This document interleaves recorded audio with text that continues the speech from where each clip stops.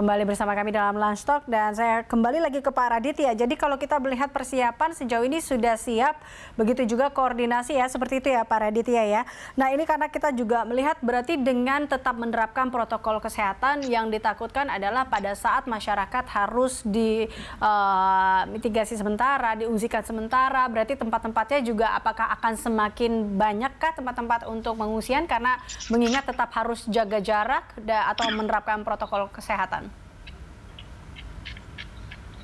Ya betul, terima kasih Mbak Elisa. Jadi seperti kami sampaikan tadi memang agak spesifik kali ini kalau ada kejadian bencana, memang protokol kesehatan menjadi nomor satu.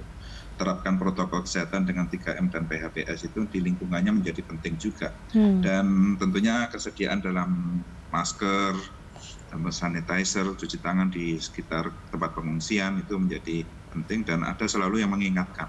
Nah, sekali lagi penting bagi peran dari relawan juga ini.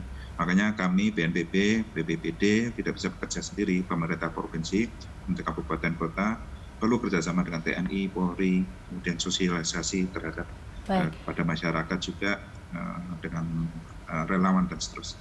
Pak Raditya, sejauh ini sudah berapa banyak sih Pak daerah atau wilayah yang sudah tanggap bencana Pak? Jadi untuk masalah La Nina ini memang kami masih selalu koordinasi melalui Pusdar Ops ya. Jadi kita punya pusat pengendalian operasi yang ada di seluruh provinsi dan ini informasi data kalau ada BMKG tentunya kita koordinasi langsung dan biasanya kalau ada kejadian yang cukup besar fase tanggap darurat atau tanggap bencana ini ditetapkan oleh pemerintah daerah.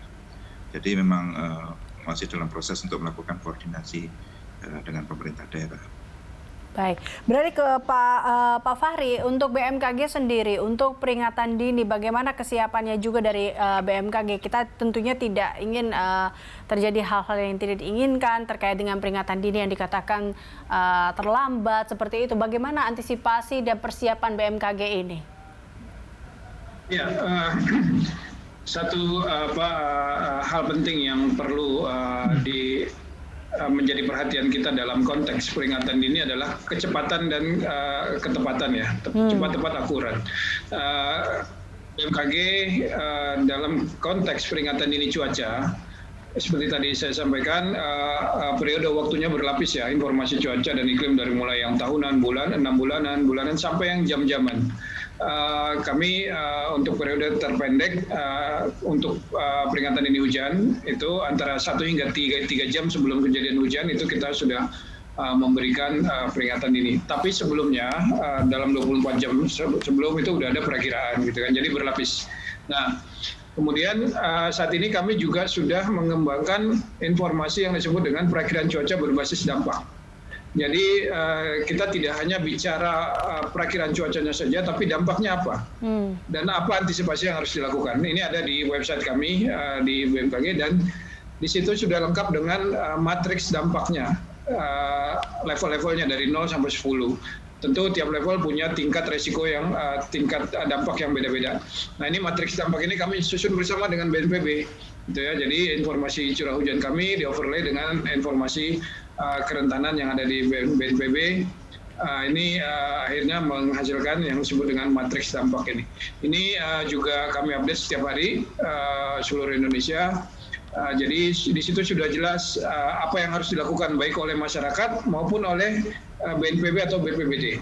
Nah, misalnya kalau udah masuk matriks dampaknya kategori 7 atau 8 gitu ya, nah itu udah harus evakuasi atau menyiapkan perahu karet atau apa. Nah itu udah ada semua informasinya, baik untuk masyarakat umum maupun untuk registered usernya dalam hal ini BNPB dan BPBD.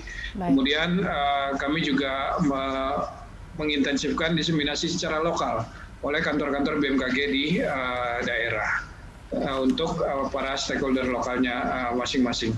Jadi kita gencarkan secara berlapis semua informasi kita kepada masyarakat dan juga yang gak kalah penting adalah dukungan media dalam menyebarluaskan informasi kami, gitu ya, dan juga tentu jejaring-jejaring sosial media ini juga cukup efektif dalam menyebarluaskan informasi kami. Mungkin itu Mbak Elisa. Baik, terima kasih Pak Fahri dan Pak Raditya. Tentunya kita harapkan masyarakat tetap melek informasi dengan tepat ya, dengan melihat sumber-sumber yang tepat. Di antaranya juga kita juga tahu ada bisa melihat langsung website dari BMKG dan juga dari BNPB itu sendiri terkait dengan antisipasi dan juga edukasi masyarakat terkait dengan bencana ini ataupun informasi terkait dengan La Nina ini.